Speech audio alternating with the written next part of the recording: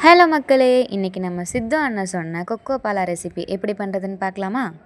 பலாப்பழத்தில் இருக்க சீடெல்லாம் ரிமூவ் பண்ணிவிட்டு ஒரு மிக்ஸி ஜாரில் மாற்றி அதை அரைச்சி எடுத்துக்கலாம். இந்த அளவுக்கு ஒரு ஃபைன் பேஸ்ட்டை அரைச்சதுக்கப்புறம் அதில் தேவையான அளவு பால் சேர்த்து ஒரு ஜூஸ் பதத்துக்கு அதை கொண்டு வந்துடலாம். இப்போ நீங்கள் பலாப்பழம் எவ்வளோ எடுக்கிறீங்களோ அதில் 1/4 பங்கு அளவுக்கு நீங்கள் பால் சேர்த்து அரைச்சிக்கலாம்.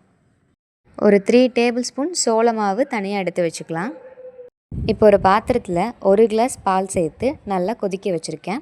அது நல்லா கொதித்து வந்ததும் நம்ம எடுத்து வச்சுருந்த சோள மாவை சேர்த்து நல்லா மிக்ஸ் பண்ணி விட்டுறலாம். இது நல்லா மிக்ஸ் பண்ணி கொடுத்துட்டே இருக்கணும், இல்லைன்னா அங்கங்கே கெட்டியாயிடும். இந்த ஸ்டேஜ் வந்ததுக்கப்புறம் நம்ம அரைச்சி வச்சுருந்த பலாப்பழ ஜூஸையும் சேர்த்து நல்லா ஒரு மிக்ஸ் பண்ணி கொடுத்துடலாம். இதையும் நம்ம கைவிடாமல் நல்லா மிக்ஸ் பண்ணிக்கிட்டே இருக்கணும். பழத்துலேயே நல்லா இனிப்பு இருக்கும். உங்களுக்கு எக்ஸ்ட்ரா ஸ்வீட் வேணும்னா இந்த ஸ்டேஜில் நீங்கள் ஆட் பண்ணிக்கலாம்.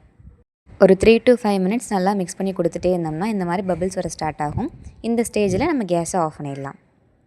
இப்போ நம்ம ரெடி பண்ணி வச்சுருந்ததை ஒரு கிளாஸ் கண்டெய்னரில் நான் மாற்றிக்கிறேன். உங்கள்கிட்ட எந்த ஐஸ் மோல்டு இருந்தாலும் இல்லை எந்த கண்டெய்னர் இருந்தாலும் நீங்கள் அதில் ட்ரான்ஸ்ஃபர் பண்ணிக்கலாம். இப்போ இந்த மிக்சர் நல்லா ஒரு ஜெல்லி கன்சிஸ்டன்சிக்கு வரதுக்காக ஃப்ரீசருக்குள்ளே 5 to 6 ஹவர்ஸ் அப்படியே வச்சிடணும்.